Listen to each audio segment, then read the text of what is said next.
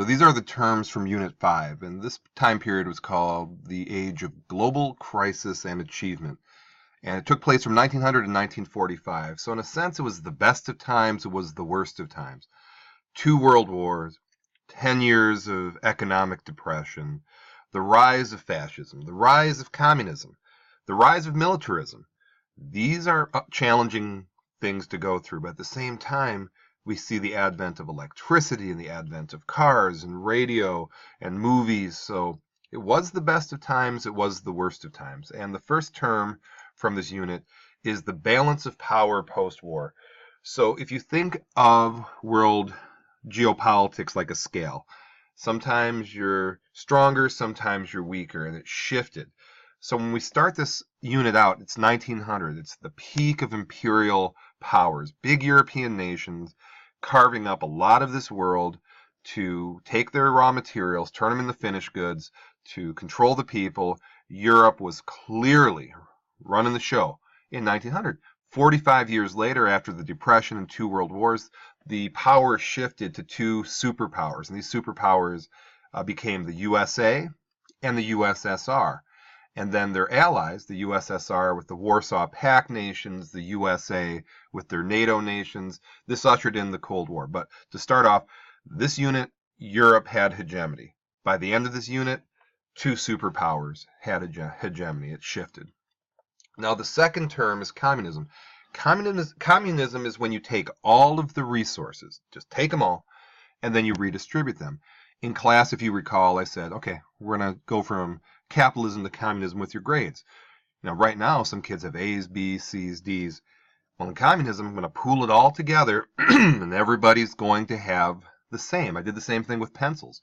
I said, take all of your pencils out of your book bags and pockets. Some people had 12, some had 0. I took all the pencils, put them in one big pile, and gave everybody 2.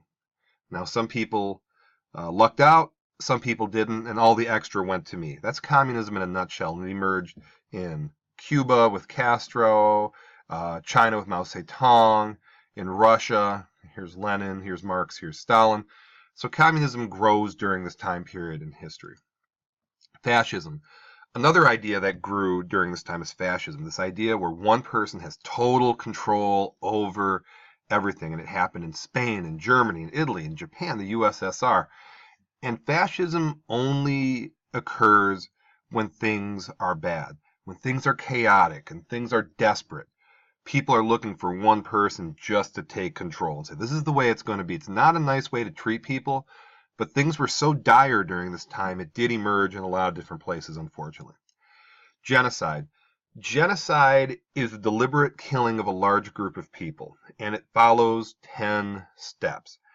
And we went through a couple genocides in history here. We talked about what happened to the Armenians and the Holocaust and Pol Pot and the Khmer Rouge and Rwanda. And it's a 10-step process. And the reason it's important to know these 10 steps is that the earlier we can stop a regime, the better chance we have to stop genocide. Genocide is preventable if the world commits to stopping it. So that is genocide. Global Great Depression. Now, 5 factors caused a perfect storm of economic depression. 10 years where the economy was very, very troubled. And these 5 causes were inequality of wealth. You just had a few rich people, a whole lot of poor people. That added to it. Protectionism. Hey, I will sell to you, but I won't buy to you. That's the opposite of free trade. That's going to cause economic problems. Stock market crashed. When stock market crashed, had a chain reaction. People lost their savings, banks shut down. Now we have FDIC to prevent that, but at the time, that caused huge calamity. Overproduction of agriculture. So when there was too much, there was a huge supply, demand is steady, you couldn't profit. And there was no farm subsidies. So farms shut down the next year. People still need that food. There's less supply of food. And the price went way up. People had to pay. And then war debts and reparations. Germany having to pay for World War I took one of the big economic powers from the world out. Shorthanded the world. So you put these 5 things together.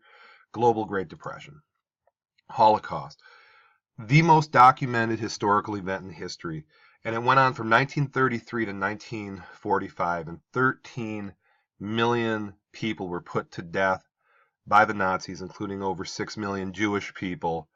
One of the worst, if not the worst, horror show in history. And this took place during this time period. Very, very dark, dark chapter of human history.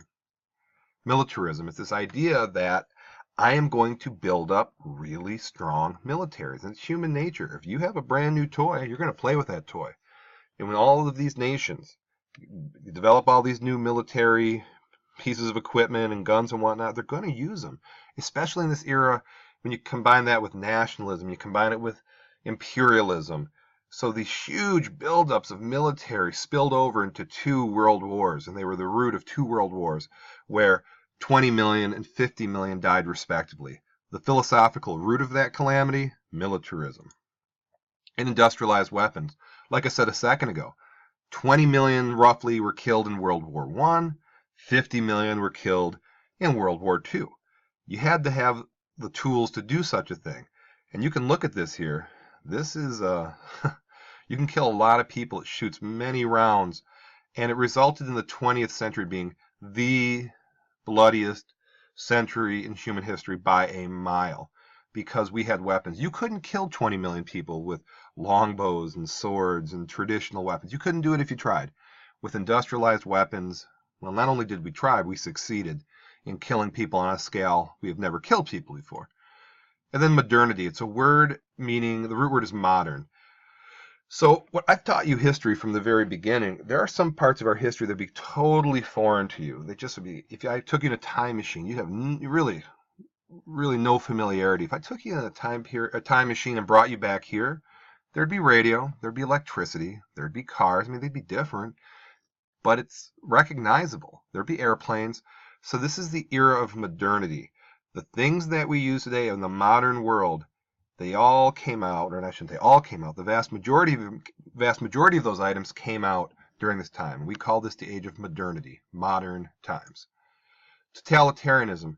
Totalitarianism is the undercurrent of a lot of the regimes during this time. It's a political system where the state recognizes no limits to the authority and strives to regulate every aspect of public and private life.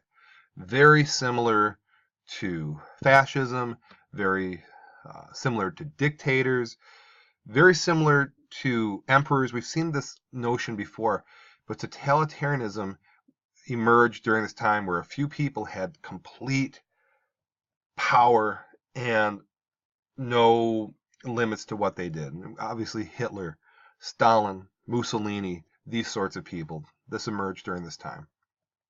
And the atomic age. The game changer happened on July 16th, 1945, when the Americans detonated the first atomic blast in human history. The world would never be the same. And this ushered in the Cold War, which is the next era. And this was insane amount of spending, insane amount of fear that went on because mankind had the bomb. And you recall Dr. Oppenheimer, who led the Manhattan Project. Unfortunately, I would argue, America getting the bomb first was better compared to some other nations. But again, the atomic age began as of that moment, and we are still in it today. So these are the terms from Chapter 5, and I appreciate you watching.